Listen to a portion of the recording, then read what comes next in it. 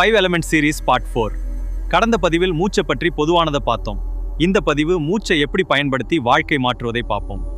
எனக்கு தெரியும், நிறைய பேர் மோட்டிவேஷன் வீடியோ பார்ப்பீங்க, ஒரு 2 நாள் மோட்டிவாக இருப்பீங்க, அதுக்கு அடுத்து பழைய லைஃபுக்கு போயிடுவீங்க. இந்த பதிவை பார்க்கறதுக்கு கூட உங்க மனசு உங்களுக்கு இடம் கொடுக்கவில்லை என்றால் நீங்கள் உங்கள் கட்டுப்பாட்டிலே இல்லை, நீங்க ரொம்ப டிஸ்ட்ரக்ஷன்ல இருக்கீங்க தான் அர்த்தம். மனசு பெரிய டாபிக், ஆனா மனசையும் மூச்சு பயிற்சியும் தியானத்தையும் ஒரு கலவை தான் நமக்கு இப்ப தேவை. ஒரு அமைதியான இடத்துல காதல ப்ளூடூத் போட்டு கொஞ்சம் கண்ணை மூடி உட்கார்ந்து கேளுங்க. ஒரு 10 நிமிடம் உங்களுக்காக இதை கவனிங்க. நீங்க உங்களுக்குள்ள 5 பொருள், அந்த 5 பொருளும் சேர்ந்த ஒரு கலவை, அது ஒரு 6வது பொருள், மொத்தம் 7. இதுல எது உங்களது? இதில் ஒன்றை உருவாக்குவோம். மூச்சு பயிற்சி, மனம் மற்றும் நீங்கள் இணைந்தால் கிடைப்பது நன்மைகள் பல. நீங்கள் செய்ய வேண்டியது, முந்தைய இரவே திட்டமிடுங்கள். நாளை காலையில் எந்த நேரம் விழித்துக் கொள்ள வேண்டும் என்று. ஒரு 5 மணி என்று வைத்துக் கொள்ளுங்கள். இதை தொடர்ச்சியாக 1 வாரம் முதலில் விழித்துக் கொள்ள பழகுங்கள். இது முதல் வெற்றியின் ஆரம்பம். கண்கள் மூடி உட்காருங்கள், எதையும் யோசிக்க வேண்டாம், இதை மட்டும் செய்யுங்கள், போதும். சில நாட்களுக்கு இதுவே அடுத்த வெற்றி. இப்பொழுது மூச்சு வந்துட்டு போவதை கவனியுங்கள், எதையும் யோசிக்க வேண்டாம். இதுதான் வெற்றியை உறுதிப்படுத்தும் தொடக்கம். அடுத்து மூச்சு பயிற்சி தான், ஆனால் முறையான பிராணாயாம பயிற்சியாளரிடம் கற்றுக்கொள்ளுங்கள், அப்போதும் முழு பலன் கிடைக்கும். ஆனாலும் சிலருக்கு பொதுவான மூச்சு பயிற்சிகளை சொல்கிறேன், மிக எச்சரிக்கையுடன் கவனமாக செய்து பழகுங்கள். முதலில் மூச்சை உள்ளே இழுங்கள் மெதுவாக, அப்பொழுது வயிறு பகுதி மேலே வர வேண்டும் என்பதை கவனியுங்கள்.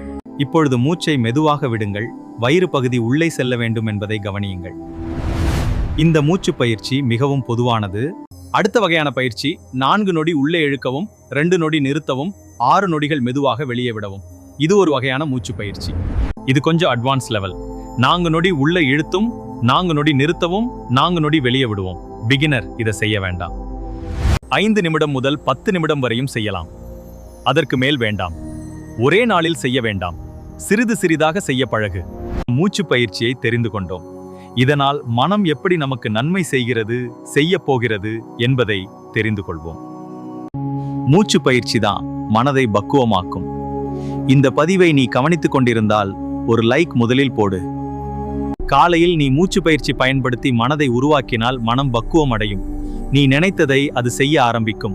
ஒருவேளை தவறவிட்டால், நன்றாக சொல்கின்றேன் கேள், நீ மூச்சு பயிற்சி செய்யவில்லை, அதனால் நீ எழுந்த உடனே இந்த சொசைட்டியில் நுழைகிறாய். உனக்கென்று ஒரு நேரம் இல்லை. காரணம், இந்த சொசைட்டி உன் நேரத்தை பயன்படுத்திக்கும். உன் மனதை அதுவே உருவாக்கிடும். உனக்கு தேவையற்றதை உன் மனதில் அதுவே தந்துவிடும். இது உனக்கு மெதுவாக கெடுக்கும். இப்பொழுது நீ முடிவு செய். சொசைட்டி உன் மனதை பயன்படுத்த வேண்டுமா அல்லது நீயும் மனதை உருவாக்க வேண்டுமா?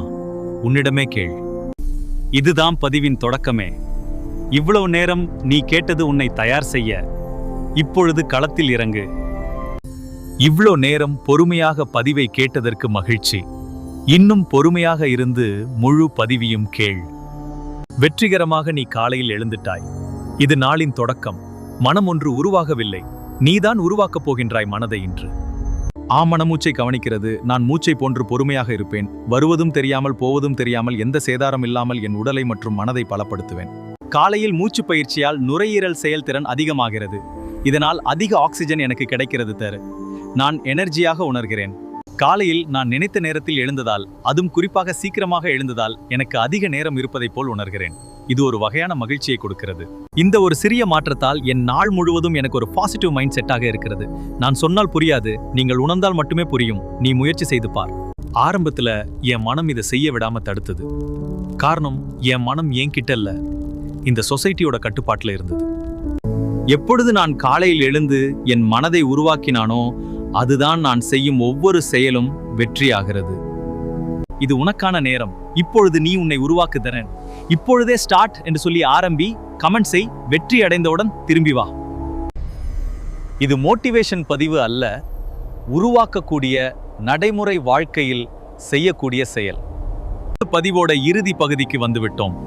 இப்பொழுது நான் சொல்வது சமூகத்தில் மாற்றத்தை கொண்டு வரும் நோக்கத்தில் பேசுகிறேன். எனக்கு தெரியும், இந்த வீடியோ பார்த்தும் சில பேரால் இந்த செயலை செய்ய முடியாத அளவுக்கு எண்ணங்கள் நிலையில்லாமல் இருக்கும். அவர்களுக்காக